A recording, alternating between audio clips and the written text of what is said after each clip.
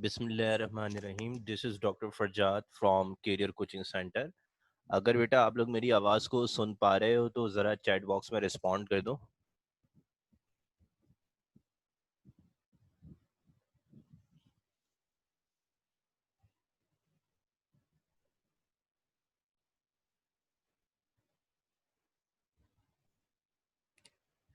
चले बेटा, ठीक है। अभी स्क्रीन आपको की जो है ब्लैंक होगी, कुछ नज़र नहीं आएगा।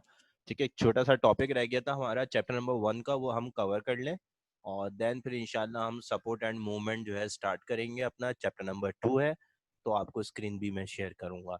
ठीक है, तो सबसे पहले बेटा आप लोग हेडिंग डाल लें फीडबैक सिस्टम की, ताकि हम फीडबैक सिस्टम कवर कर लें, उसके बाद फिर हम आगे चलेंगे। तो हेडिंग डाल लो भाई फीडबैक सिस्टम की फटाफट।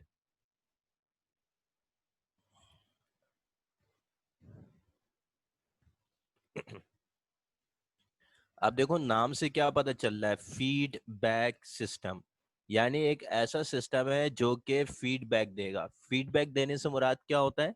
फीडबैक देने से मुराद ये होता है कि भाई वो आपकी अपडेट दे। ठीक है, अब आपकी internal environment of the body है। अब internal environment of the body हमने किसको नाम दिया था, अगर याद हो कोई बता सकता है मुझे कि what is the internal environment of the body? अगर किसी को याद हो, है भाई, कि what is the internal environment of the body, अगर कोई याद दिला सके। ईसीएफ। ठीक है, तो अगर हम internal environment of the body की बात करते हैं तो वो ईसीएफ है। अब ईसीएफ की कंपोजिशन को क्या करना है, मॉनिटर करना है। अब मॉनिटर करने के लिए नेचर ने क्या दिया, एक फीडबैक सिस्टम दिया जो ईसीएफ में आने वाले चेंज को क्या करेगा, डिटेक्ट करेगा, और डिटेक्ट करने के बाद ब्रेन तक इंफॉर्मेशन को पहुंचाएगा। उस सिस्टम को हम क्या नाम दे रहे हैं, फीडबैक सिस्टम। तो अब फीडबैक सिस्टम की डेफिनेशन क्या बनी कि भाई एक ऐसा सिस्टम है जो कि क्या करेगा, internal environment of the body के अंदर आने वाले चेंज को डिटेक्ट करेगा और उसको ब्रेन तक कन्वे करेगा। उसको आप क्या नाम देंगे, फीडबैक सिस्टम का नाम देंगे। क्लियर हो गई बात? चलें अब जरा डेफिनेशन लिखें। The system which detect the change, the system which detect the change, the system which detect the change, the system which detect the change in internal environment of the body, the system which detect the change in internal environment of the body, in internal environment of the body, and convey towards central nervous system, and convey towards central nervous system to give appropriate response, to give appropriate response, to give appropriate response is called as feedback system. So the system which detect change in internal environment of the body and convey it to central nervous system to give appropriate response is called as feedback system. चलें अब जरा heading डालें types of feedback system.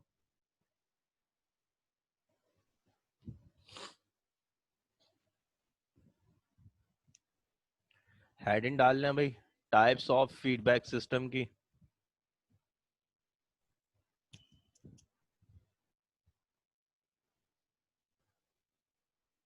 अब उसमें लिखें भाई types of feedback system में, अब टाइप्स ऑफ फीडबैक सिस्टम के अंदर लिखें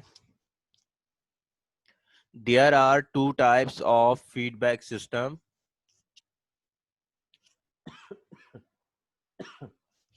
there are two types of feedback system.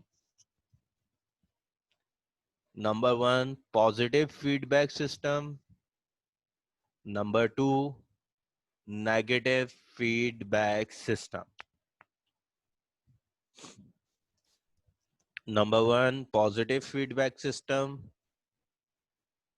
number 2 negative feedback system.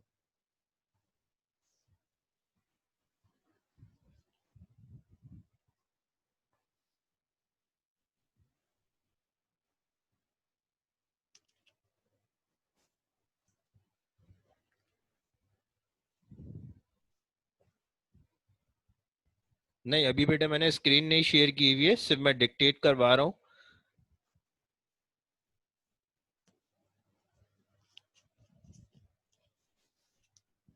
चले भाई, अगर हेडिंग डाल ली है, पॉजिटिव फीडबैक सिस्टम की हेडिंग डालो।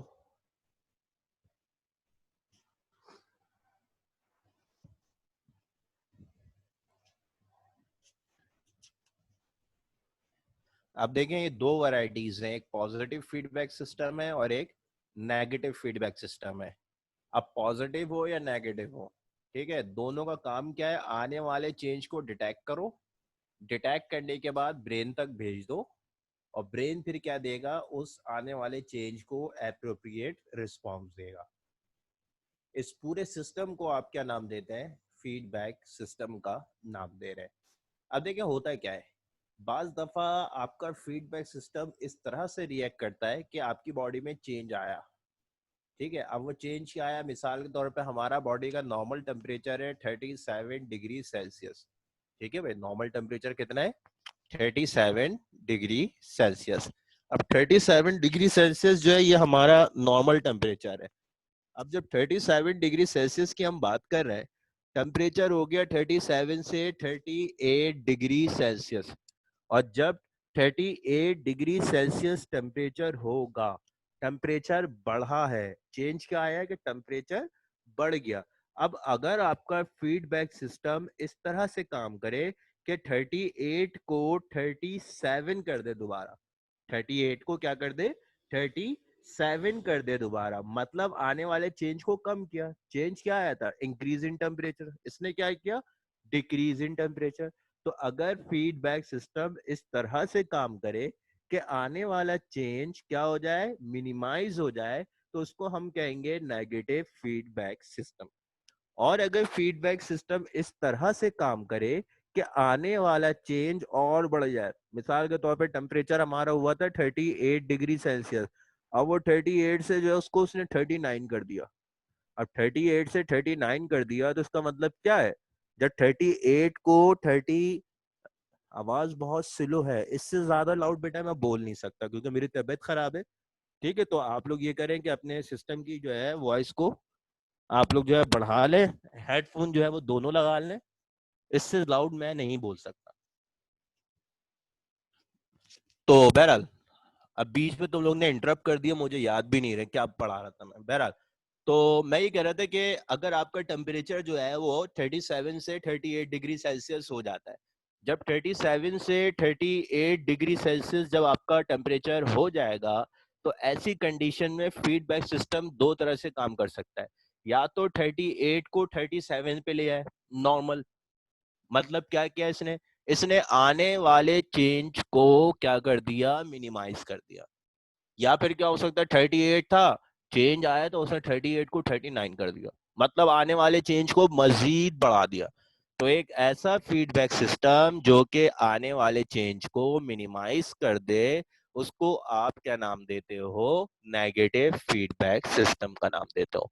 और एक ऐसा फीडबैक सिस्टम जो आने वाले चेंज को मजीद बढ़ा दे, उसको आप क्या नाम दोगे, उसको आप नाम देते हैं पॉजिटिव फीडबैक सिस्टम का। चले, अब फटाफट जो है इनकी डेफिनेशन लिख लें, आपने हेडिंग डाली है पॉजिटिव फीडबैक की, तो फटाफट जो है हेडिंग की डेफिनेशन लिखो। लिखो, the feedback system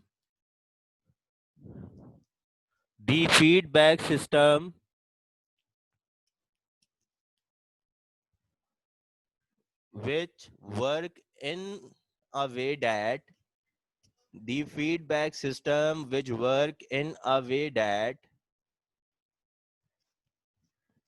upcoming change is increased, the feedback system that work in a way that in a way that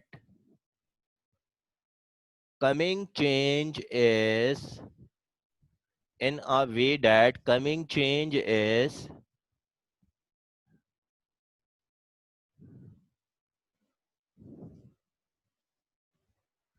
increased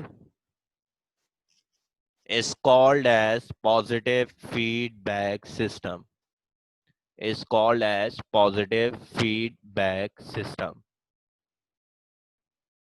For example, ठीक है, अब इसकी फॉर एग्जाम्पल में आ जाएगा process of birth and blood clotting.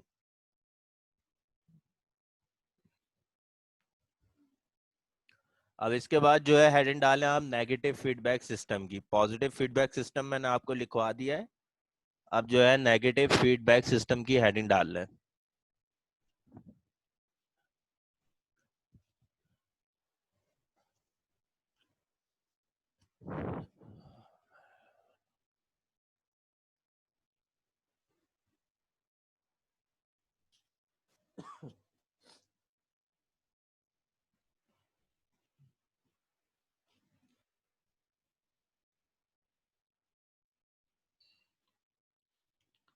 हाँ भाई, heading डाल ली negative feedback system की.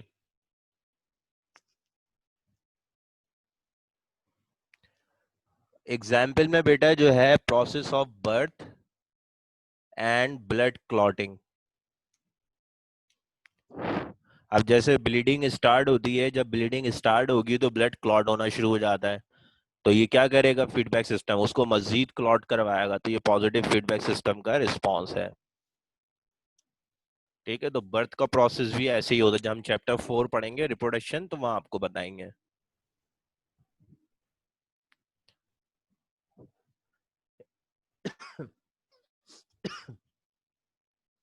इसके बाद बेटा हेडिंग डाल लें आप लोग नेगेटिव फीडबैक सिस्टम की, और हेडिंग डाल लें तो भाई जरा रिस्पॉन्स दे दीजिएगा मुझे.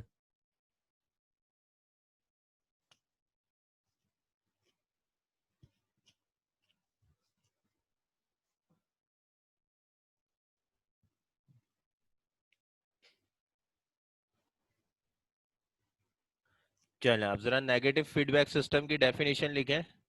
दी फीडबैक सिस्टम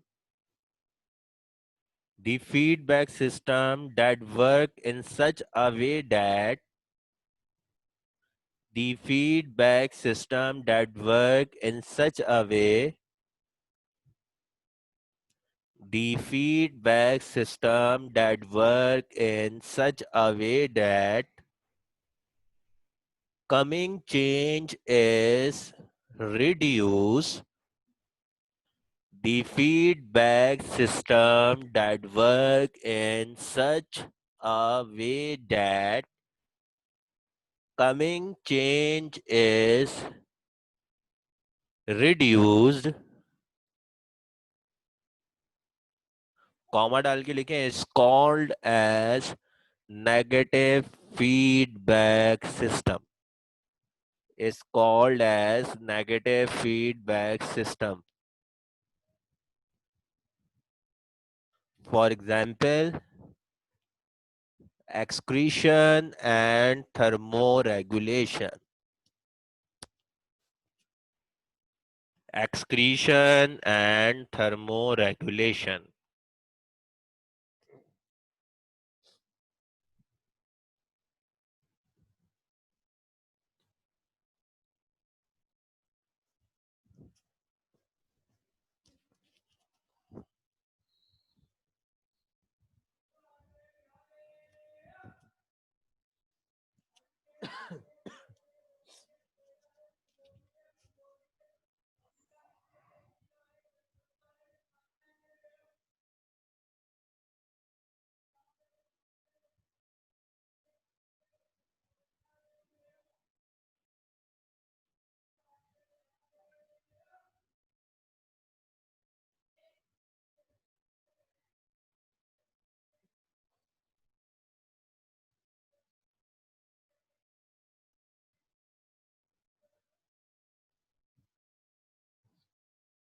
चलो भाई, अगर जो है नेगेटिव फीडबैक सिस्टम कॉपी कर लिया है, उसकी डेफिनेशन लिख ली है, तो अब हम प्रोसीड कर रहे हैं अपने चैप्टर नंबर 2 के ऊपर, जिसका नाम है सपोर्ट एंड मूवमेंट। तो हेडिंग डाल दो भाई, सपोर्ट एंड मूवमेंट।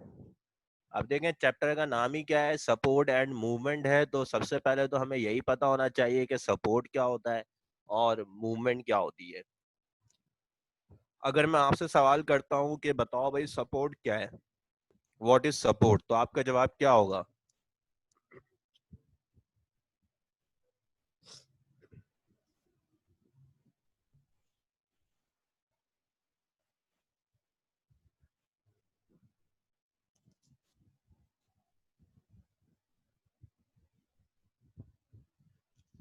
हाँ भाई, तुम लोग से ही पूछ रहा हूँ, क्या सो रहे हो सारे बैठ के क्या?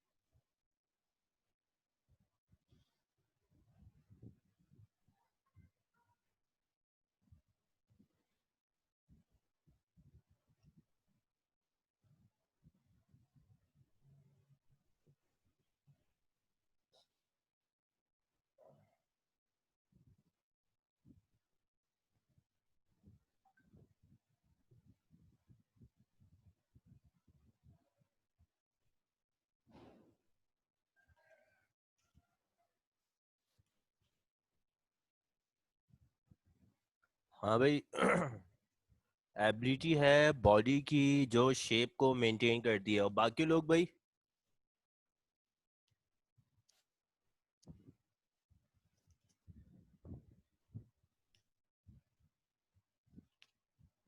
बाकी लोगों का क्या ख्याल है भाई, what is support?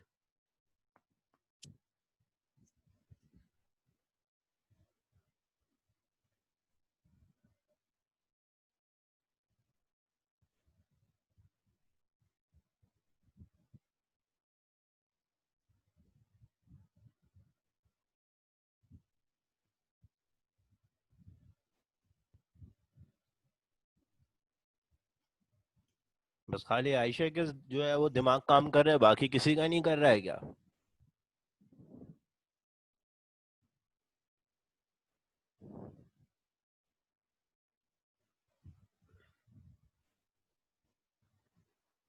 Part of weight to hold body. और लोग भी बताएं भाई।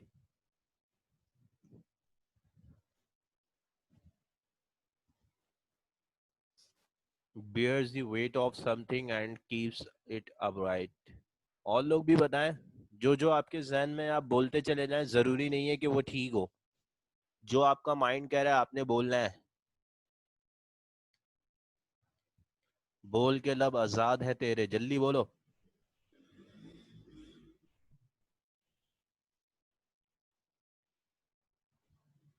सपोर्ट का मतलब protection, provide protection to organs. और भाई,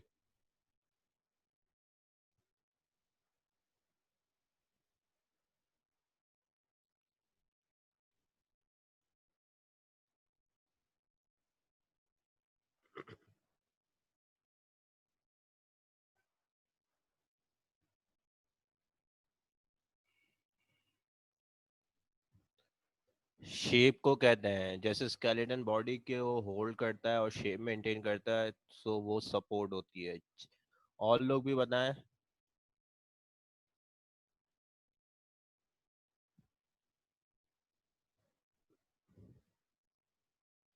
बस ये 4-5 लोग ही खाली जो है क्लास ले रहे हैं, बाकी जो 30 लोग हैं वो क्या वलीमा खाने आए हैं?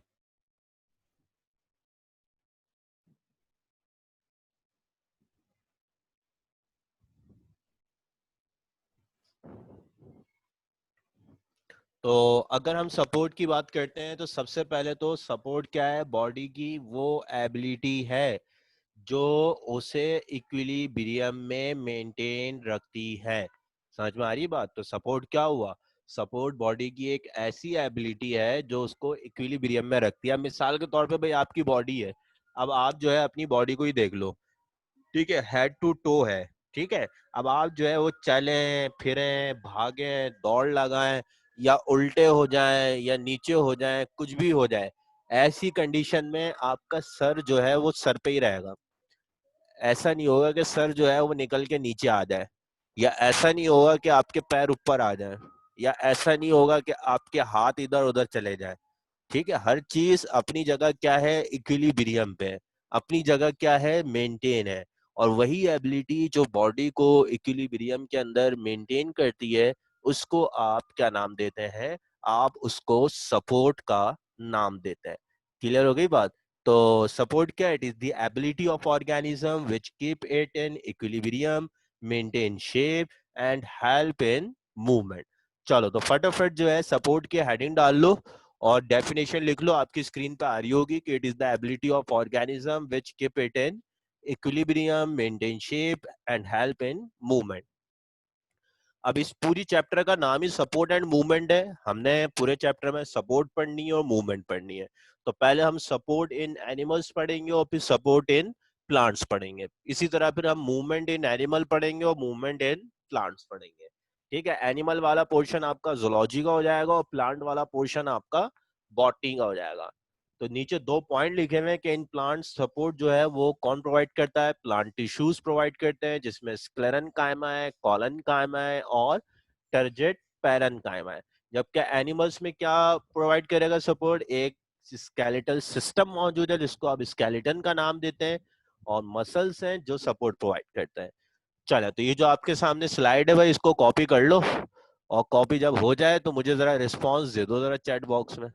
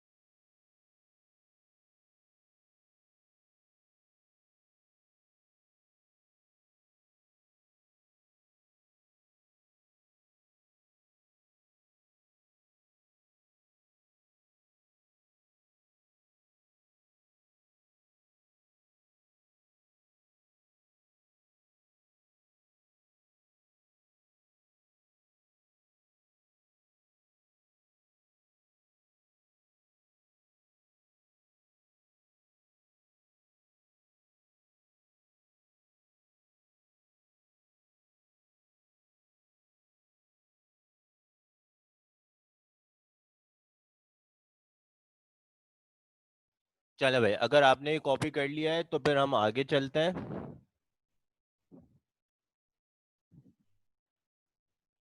ठीक है, अब देखें, अगर हम बात कर रहे हैं सपोर्ट की, तो मैंने कहा था कि हम पहले इसको डील करेंगे एनिमल्स, और देन फिर हम इसको जो है प्लांट्स की तरफ प्रोसीड करेंगे। तो हेडिंग डाल लो बेटा, सपोर्ट इन एनिमल्स।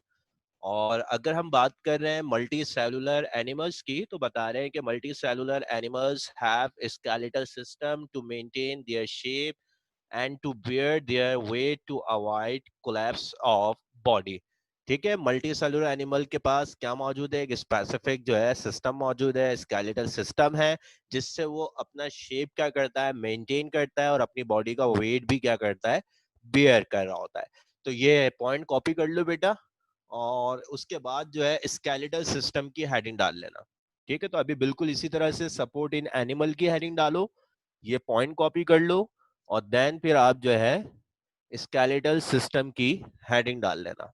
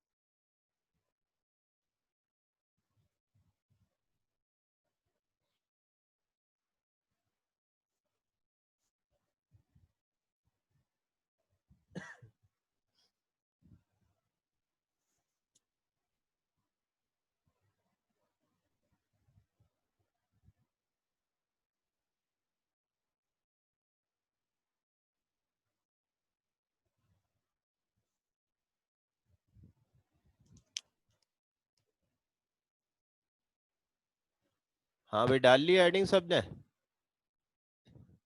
चलो अब जरा स्केलेटल सिस्टम की जो है हेडिंग डालने के बाद, अब जरा स्केलेटल सिस्टम पे आ जाओ। अब स्केलेटल सिस्टम को डिफाइन करना है भाई। कैसे डिफाइन कर सकते हैं स्केलेटल सिस्टम को, या सिंपल स्केलेटन को, कि व्हाट इज स्केलेटन। नाम तो सुना ही होगा भाई, आप सबने ही नाम सुना होगा स्केलेटन का। अगर मैं आपके ऊपर छोड़ता हूँ, बताओ कि स्केलेटन होता क्या है, तो आपका जवाब क्या होगा? What is skeleton?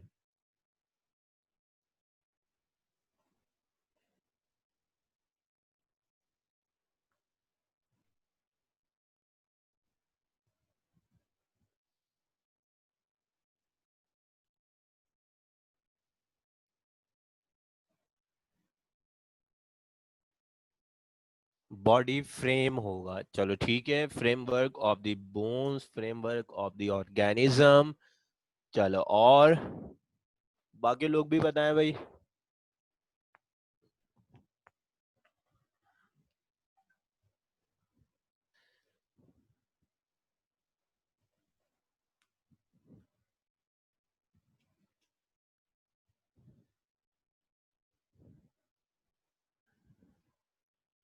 हाँ भाई, बाकी लोग भी बताएं।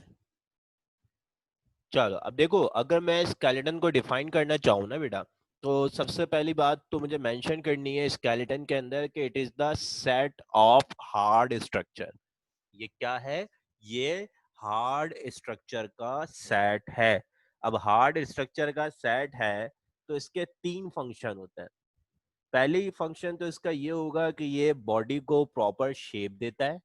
दूसरा फंक्शन इसका ये होगा कि ये सपोर्ट प्रोवाइड करता है। और तीसरा फंक्शन ये होगा कि ये प्रोटेक्शन करता है और मूवमेंट में हेल्प करता है। समझ में आ गई बात? तो अगर आप स्केलेटन को डिफाइन करना चाहो, तो आप बोलोगे कि it is the set of hard structure which provide support, maintain shape and protection of body vital organs. Clear हो गई बात? चले, तो अब फटाफट जो है आप लोग डेफिनेशन लिख लें। आपके स्क्रीन के ऊपर नजर आ रही होगी। It is the set of single और set of hard structure which provide protection, maintain shape, help in support and movement of organism. फटाफट जो है इसको कॉपी कर लें, और सेकंड पॉइंट लिखा हुआ है कि स्केलेटल सिस्टम और skeletal it is the basic framework of the organism. ये किसी भी ऑर्गेनिज्म का एक बेसिक फ्रेमवर्क है जिसके ऊपर ऑर्गेनिज्म बना होता है। जो हमारी शक्ल है, जो हमारा शेप है, ये किसकी वजह से? ये स्केलेटन की वजह से। जब भी हम कह रहे हैं कि it is the basic framework of organism.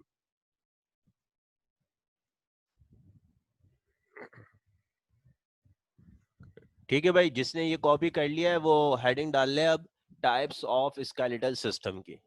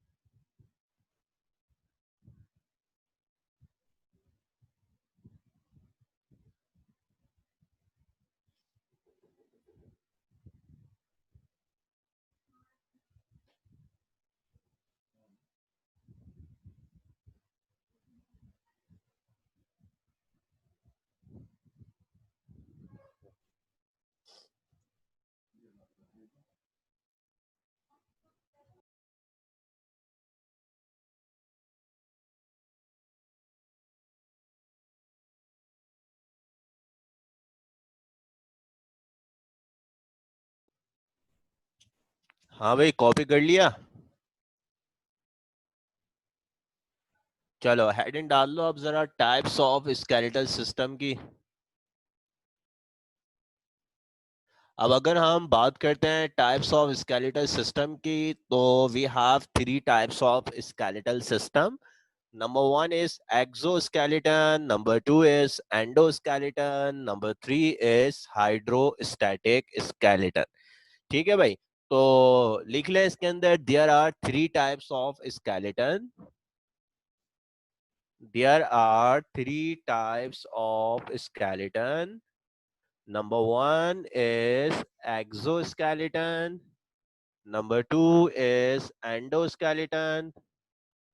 Number three is hydrostatic skeleton. चलें अब देखते हैं ये है कि भाई ये सारे स्केलेटन होते क्या हैं। अब ये आप देख रहे हैं अपनी स्क्रीन के ऊपर इमेज नजर आ रहा होगा। अब वो स्केलेटन जो किसी भी ऑर्गेनिज्म की बॉडी के अंदर होता है, उसको आप क्या नाम देते हैं? उसको आप एंडोस्केलेटन का नाम देते हैं। और वो स्केलेटन जो किसी भी ऑर्गेनिज्म की बॉडी सरफेस पे मौजूद होता है, उस स्केलेटन को आप क्या नाम देते हैं? एक्सोस्केलेटन का नाम देते हैं। और वो स्केलेटन जो कि सॉफ्ट बॉडी एनिमल्स में होता है, उसमें कोई हार्ड स्ट्रक्चर नहीं होता, उसको हम हाइड्रोस्टैटिक स्केलेटन का नाम देते हैं। ठीक है भाई, चलो तो पहले हेडिंग डाल लो जरा, ये एक्सोस्केलेटन की हेडिंग डाल लो ताकि हम इसको जरा पढ़ लें। उसके बाद फिर हम आगे की तरफ जाएंगे। ठीक है, और अपना जरा कॉमन सेंस जो है आपने एक्टिवेट रखना है। कुछ सवालात मैं करूंगा, आपने वैसे ही जवाब देना है, सुन पट्टी बन के नहीं बैठना है।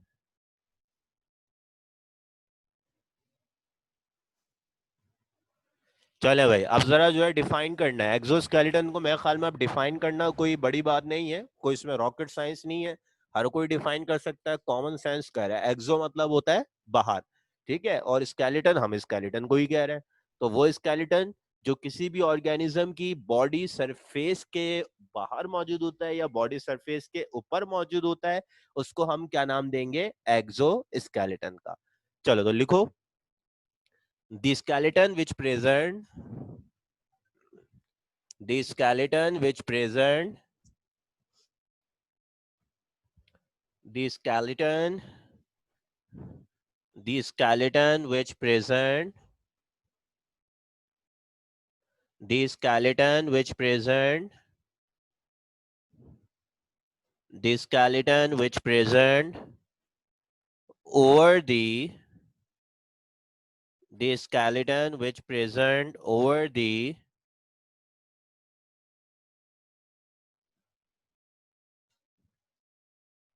skeleton which present surface of over the surface of organism over the surface of organism is called as exoskeleton is called as exoskeleton. चलो, अब जरा ये तो हो गई डेफिनेशन।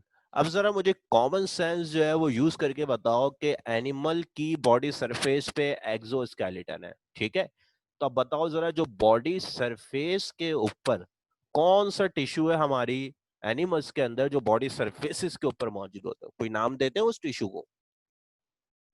सोच के बताओ भाई, क्या हो सकता है?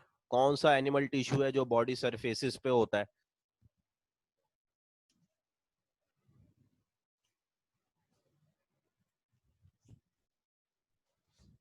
हाँ भाई, चल भाई, तो वो टिश्यू कौन सा है? वो एपिथेलियल टिश्यू है। अब बताओ, एक्सोस्केलेटन भी बॉडी सरफेस पे है, एपिथेलियल भी कहाँ पे है? बॉडी सरफेस पे है। तो कॉमन सेंस की बात है, एक्सोस्केलेटन को सिक्रीट कौन करेगा? पता चला वो एपिथेलियल सेल सिक्रीट कर रहे होते हैं। तो लिख लो, दूसरा पॉइंट हो जाएगा। Exoskeleton is secreted by exoskeleton is secreted by epithelial cells of organism. Exoskeleton is secreted by epithelial cells of animal. Exoskeleton is secreted by epithelial cells of animal.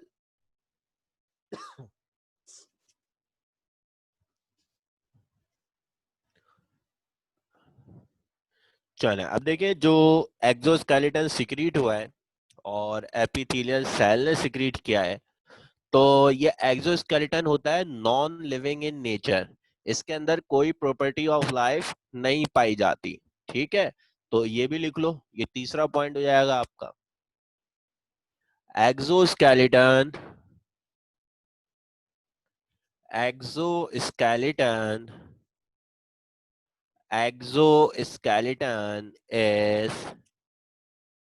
Non living in nature.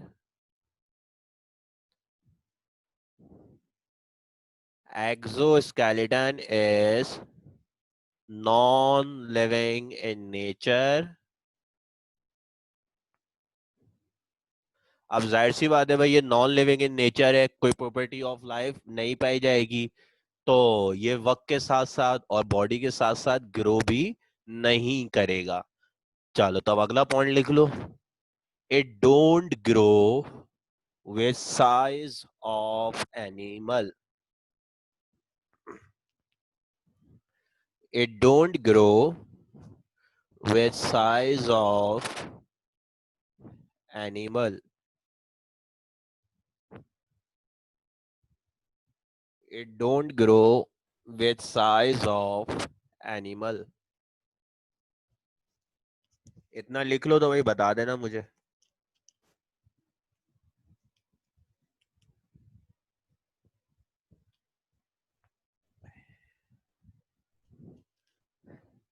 चलो, अब जरा ये बात बताओ common sense की, हमने ये लिख तो दिया कि it don't grow with size of animal. अब एक एनिमल छोटा होगा, उसका एक्सोस्केलेटन है।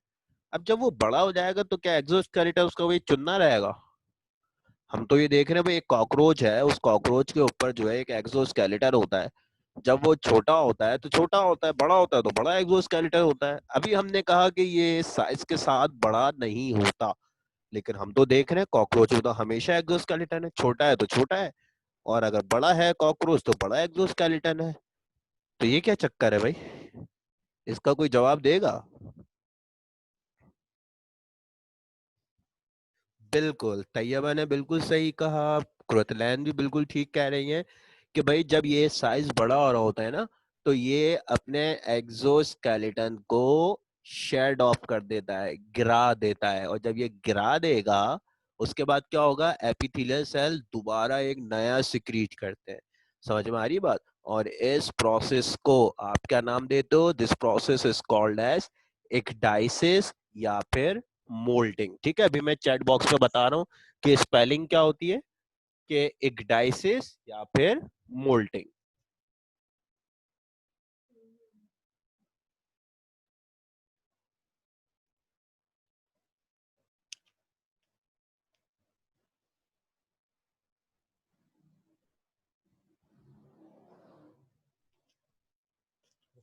चलो अब अगला पॉइंट लिखो।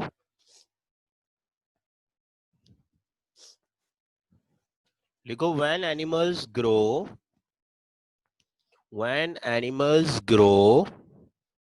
कॉमा लगाएं, they shed off, when animals grow they shed off, when animals grow, they shed off their exoskeleton. They shed off their exoskeleton and regrow and regrow after a specific time and regrow after a specific time and regrow after a specific time, comma लगाएं, and regrow after specific time, comma लगाएं, और इसमें लिखें इग्डाइसिस और moulting. ठीक है, दोनों की स्पेलिंग जो है वो चैट ग्रुप में है, आप वहां से कॉपी कर सकते हो, इग्डाइसिस और मोल्टिंग। अब देखें, एक्सोस्केलेटन के अंदर ना जॉइंट्स नहीं होते। अब जब जॉइंट्स नहीं होंगे ना, तो ये मूवमेंट को क्या करेगा? सॉरी बेटा, वो मुझे थोड़ा इन्फेक्शन हुआ हुआ है, तो इस वजह से प्रॉब्लम्स हो रही है ये। ठीक है, तो मैं ये कह रहा था कि अगर आप एक्सोस्केलेटन को देखें, तो एक्सोस्केलेटन के ऊपर कोई जॉइंट मौजूद नहीं होता।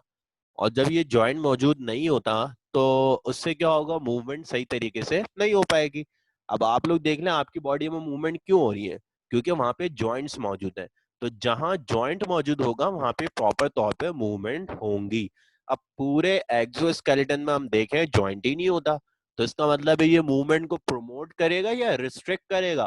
तो भाई हमारा कॉमन सेंस कहता है ये मूवमेंट को क्या करेगा, रिस्ट्रिक्ट करेगा। चलो लिख लो, it restrict movement, it restrict movement, it restrict movement as it don't contain, as it don't contain joints or it don't contain joints or attached muscles. It don't contain joints or attached muscles.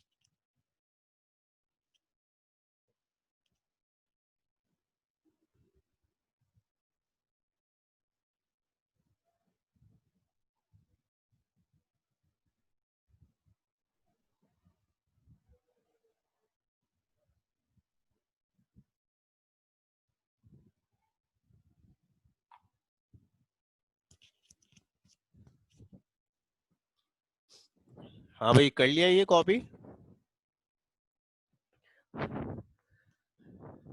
अगर आपने इतना copy कर लिया है तो बेटा फिर hydrostatic skeleton की हेडिंग डाल लें।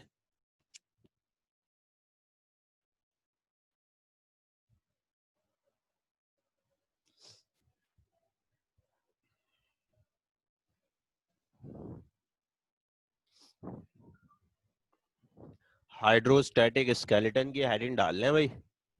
ठीक है, और हेडिंग डाल के रख लो। अब हमारे पास टाइम कितना बचा है, एक मिनट देख लूं मैं जरा।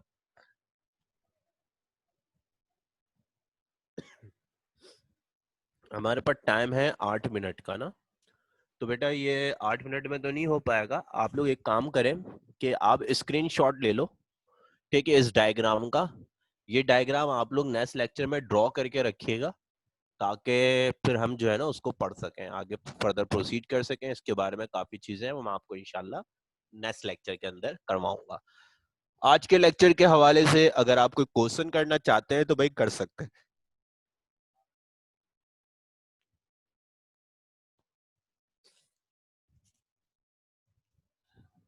हैं भाई। सब क्लियर है?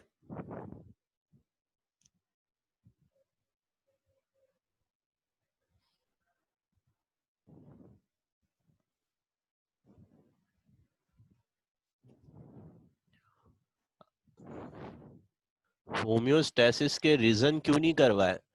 रीजन तो आपको लिखना हम सिखा चुके हैं। अब टेस्ट होगा, उसके अंदर रीजन आएंगे, फिर वो रीजन हम डिस्कस कर लेंगे कि क्या है वो क्या है। फर्स्ट ईयर में तो आप लोग को लिखना सिखाए थे ना, किस तरह से लिखना है। हर टॉपिक के अंदर आपको बताया कि भाई इस तरह से रीजन आ सकता है। अब कोई बैठ के एबीसी की तरह थोड़ी कोई रीजन पढ़ाएगा। अब ये है कि टेस्ट में दे देंगे आपको 15-20 रीजन, आपका जो दिमाग कहता है उसको उसी लिहाज से सॉल्व करना, नहीं होता है तो उसको डिस्कस करेंगे फिर। चलो भाई, और कोई क्वेश्चन? ठीक है, और टेस्ट बहुत जल्द आपके अनाउंस होंगे, तो बेटा चैप्टर नंबर 1 अपनी जो है डायरी में नोट करके रख लो, पूरा चैप्टर 1 इंक्लूडेड होगा। ठीक है, तो वो होगा 2 घंटे का टेस्ट होगा, उसी लिहाज से फिर जो है वो चीजें होंगी। ठीक है भाई, चल। तो इंशाल्लाह फिर जिंदगी रही तो नेक्स्ट लेक्चर में दोबारा मुलाकात होगी। तब तक के लिए अल्लाह हाफिज।